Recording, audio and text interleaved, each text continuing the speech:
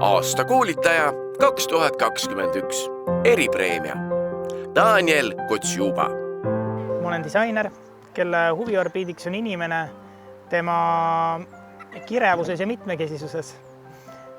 Ja mõelda just sellele, kuidas me saame luua sellist keskkonda, selliseid tooteid ja teenuseid, mis võtavad arvesse meie eripärasid. Kui kõrge on näiteks pargipink või näiteks kui lähedal on bussipeatuse paviljon bussi alumisele astmele või näiteks väga elementaarne on, et kui me ostukeskusesse läheme, siis uksed avanevad automaatselt. See on niivõrd enesestmõistetav meie jaoks, me selle peale üldse ei mõtle, aga need kõik on alguse saanud inimese vajaduse märkamisest. Tegemist on siis jõumasinaga, välijõumasinaga, mida saab ka tegelikult ratastoolis kasutada. Ma olen oma loomult praktik ja ma tahaks vähem rääkida ja rohkem teha.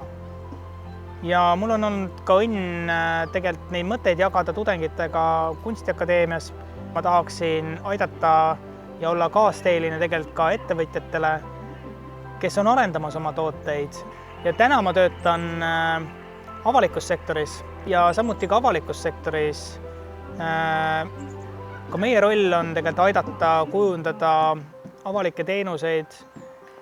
Ja see, kuhu ma tegelikult tahan panustada, ongi parema keskkonna, parema ühiskonna loomisesse.